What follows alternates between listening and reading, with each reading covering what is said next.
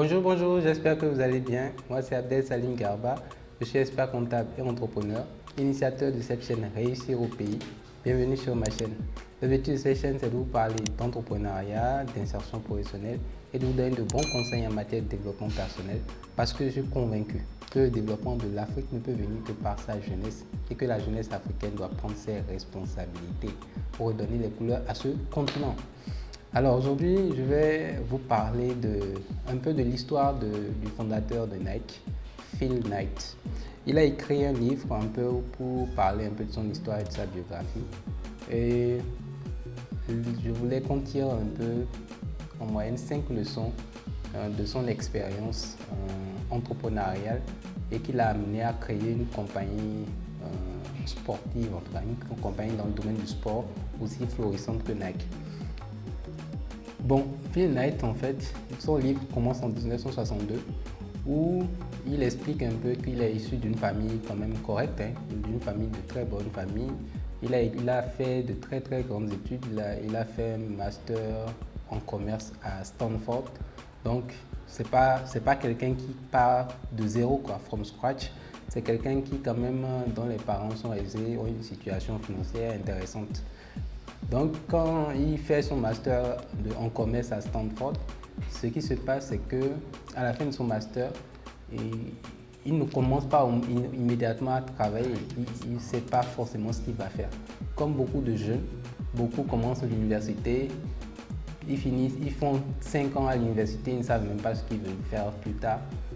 La moyenne des étudiants, vous leur demandez ce qu'ils vont faire dans 10 ans, ils ne savent pas. Donc lui aussi, il était dans ce cas-là. Mais quand même, c'était un grand passionné de sport. Donc, c'est quelqu'un qui faisait beaucoup de jogging, il courait, il faisait la course à pied. Et donc, à la fin de ses études, pendant les vacances, en tout cas les vacances de fin d'études, de son master, il faisait une de ses courses à pied là, un week-end ou un jour là. Et pendant la course à pied, il était en train de réfléchir. Il réfléchissait un peu à ce qu'il va faire. Maintenant, il a un master, qu'est-ce qu'il fait de sa vie, quoi. Et durant sa course, il se demandait en fait, est-ce qu'il fallait qu'il aille chercher un boulot tout de suite pour commencer à travailler parce que ça ne l'intéressait vraiment pas. Il n'avait pas forcément, il ne connaissait pas la vie, il avait envie de réussir vraiment, mais il ne savait vraiment pas quoi faire. Ça ne l'intéressait pas forcément de prendre son master, d'aller s'asseoir dans une entreprise pour être salarié, ça ne l'intéressait pas. Et il s'est dit, bon, au pire, ce que je vais faire, je vais d'abord déjà essayer de faire découvrir un peu le monde. Mais bien avant, pendant qu'il réfléchissait, il s'est rappelé en fait que pendant son master en commerce, il a fait un exposé un jour où il a présenté une marque de chaussures qui allait être en fait l'équivalent, en fait ce qui est Nike aujourd'hui, mais qui allait être l'équivalent en fait, parce qu'il a fait une analogie. Il dit, pendant son exposé, il disait que à l'époque, les appareils photo japonais étaient déjà, c'était un peu, si vous voulez, les Ferrari de l'automobile, quoi. C'est que les Japonais, c'était les rares qui étaient les plus avancés en matière de technologie, d'appareils photo et tout.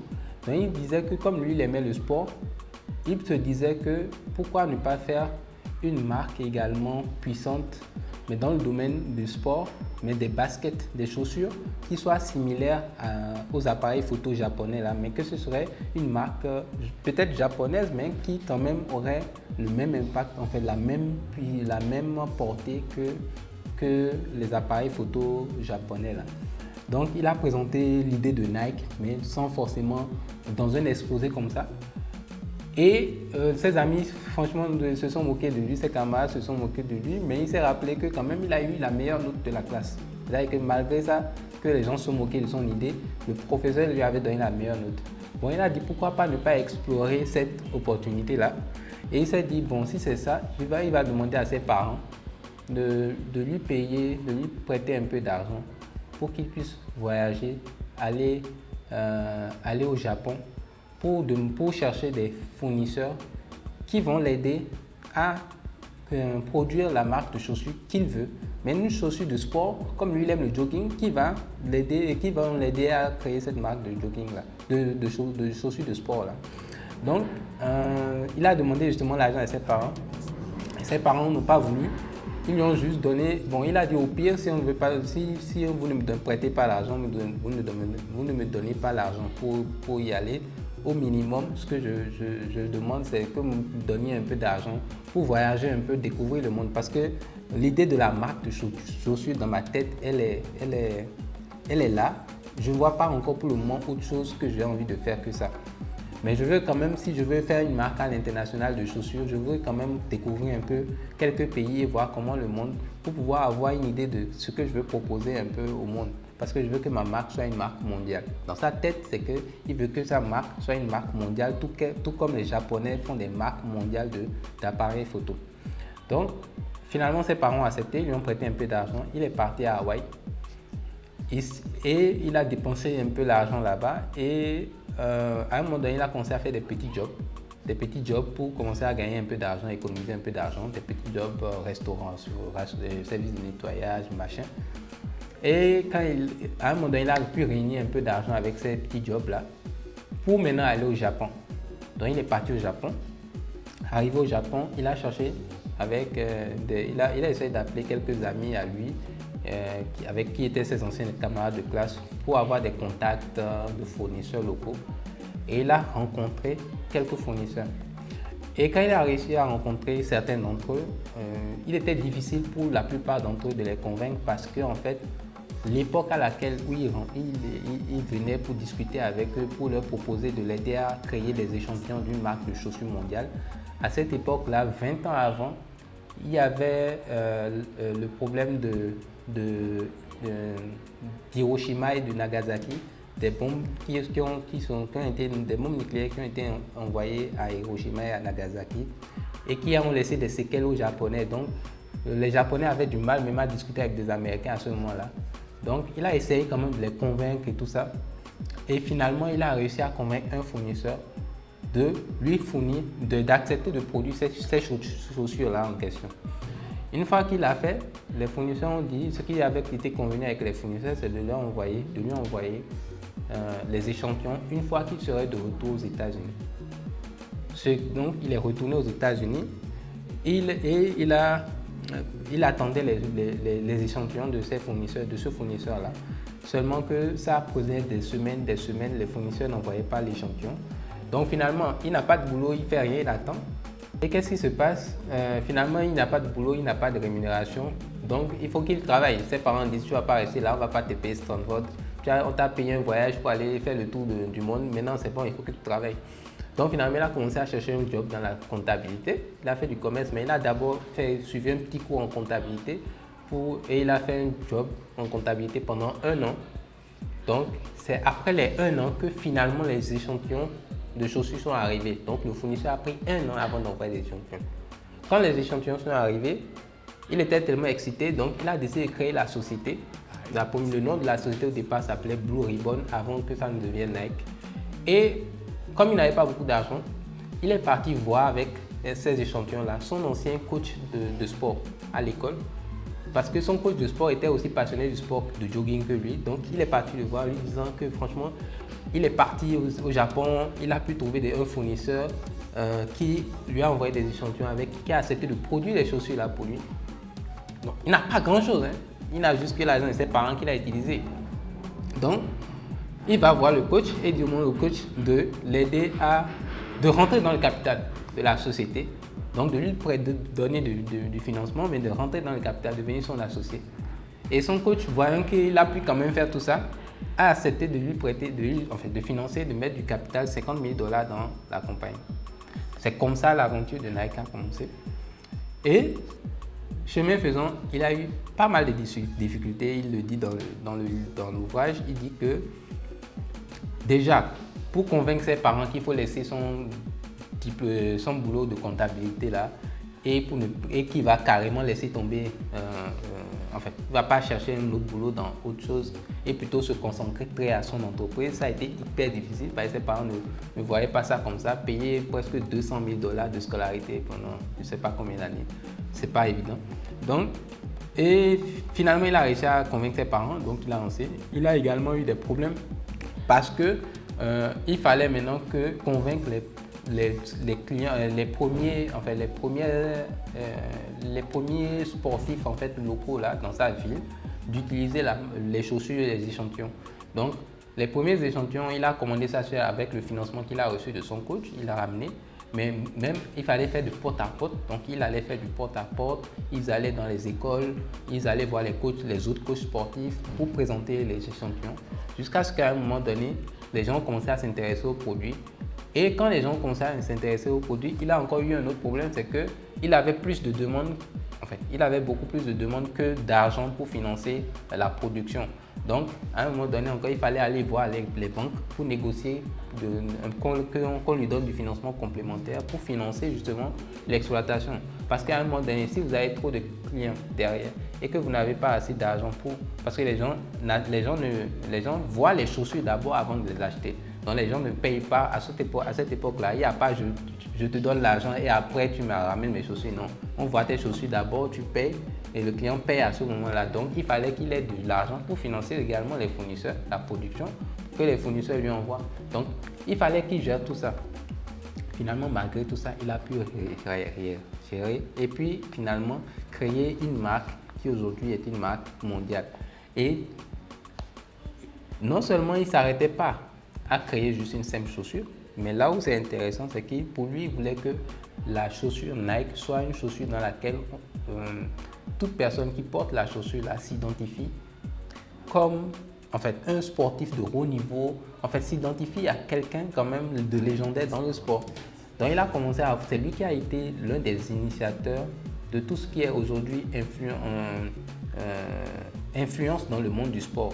Qu'est-ce qu'il a eu comme idée? C'était de prendre la chaussure Nike, de regarder un peu les sportifs qui émergeaient un peu dans leur domaine, genre les Michael Jordan, les gens de la génération là, Tiger Woods, etc. Les grands de cette génération-là, il allait voir, quand il voyait un peu que le sportif commençait à avoir un peu de succès là, il va le voir, il lui dit je t'offre la chaussure, tu mets et il attend simplement que le sportif explose pour que ça ait un impact sur les fans de ce sportif-là et que les fans de ce sportif-là maintenant justement viennent racheter ces chaussures. C'est vraiment du mindset, c'est de la stratégie.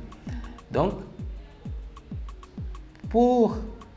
c'est qu'il a non seulement créé un produit, juste une simple idée qu'il avait de sa passion, mais il a pris le temps de dire que je veux que ce produit soit un produit légendaire, un produit mondial, un produit international.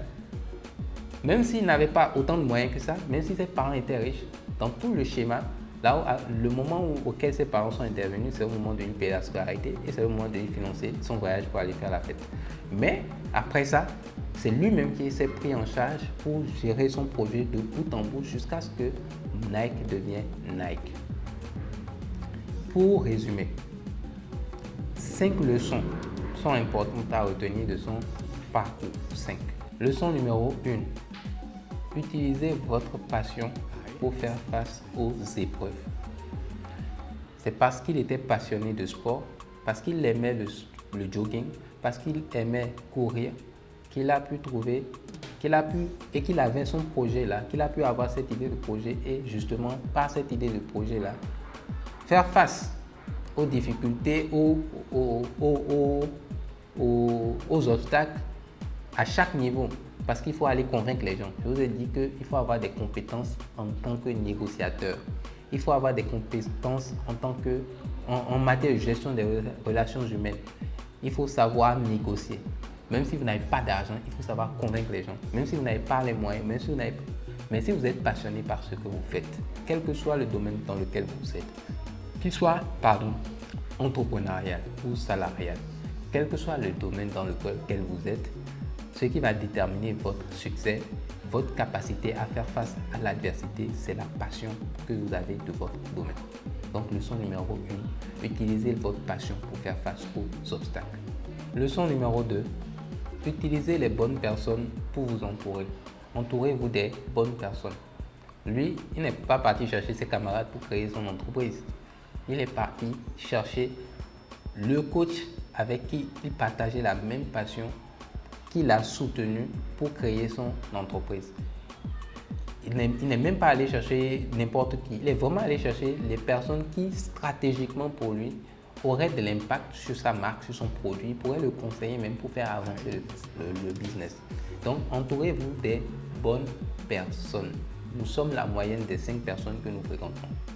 Quelqu'un a dit, dites-moi qui sont vos amis et je vous dirai qui vous êtes.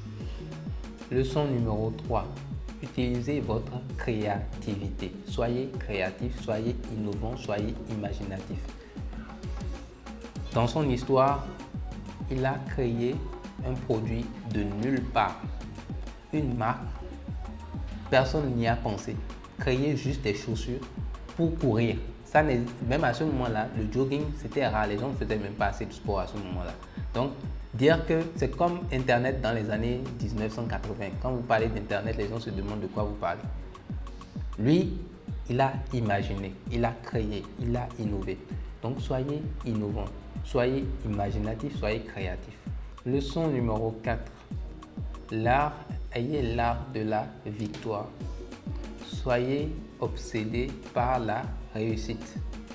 Parce que si vous avez la passion, vous serez forcément obsédé par votre objectif, par votre succès. Donc cela fera que vous allez donner tout ce que vous avez. Vous allez miser. Comme lui l'a fait, il a misé ses diplômes de Stanford parce que c'est quand même limite pour beaucoup de parents. Ce serait anormal que leur enfant ait payé des centaines de milliers de dollars, pour ne pas dire même des millions $1 million pour qu'il vienne dire à la fin que lui ne veut pas aller travailler pour quelqu'un et qu'il veut créer une entreprise de chaussures, de vente de chaussures. En Afrique, vous direz ça à vos parents, on va vous dire que ça ne va pas chez vous. Donc, il faut arriver à avoir un état d'esprit suffisamment fort. Il faut savoir ce qu'on veut dans la vie pour y croire et être suffisamment combatif pour aller le chercher, cette réussite-là. La réussite, personne ne vous la donnera. C'est vous qui allez la chercher là où elle se trouve, mais il va falloir aller la chercher. Quand vous voulez réussir, il va falloir payer le prix de la réussite. Il va falloir se batailler, il va falloir être obsédé par le succès, il va falloir travailler, cravacher comme n'importe qui. Pas comme n'importe qui. Leçon numéro 5. Ne créez pas seulement un produit, mais créez une identité. Ayez une marque. Une marque qui, si vous êtes entrepreneur, vous voulez créer un produit ou un service, il faut que vous ayez attaché à ce produit-là une identité. Il faut qu'on puisse reconnaître si c'est la chaussure, que c'est la chaussure Nike pour ça. Il faut que les gens achètent Nike parce qu'ils se disent qu'ils vont être considérés dans une forme de clique là, de sportifs de haut niveau, ou bien ils vont être assimilés à des gens d'une certaine. Il faut qu'on puisse identifier votre marque, qu'on puisse savoir ce que votre marque représente pour vos clients. Ne créez pas seulement un produit pour un produit.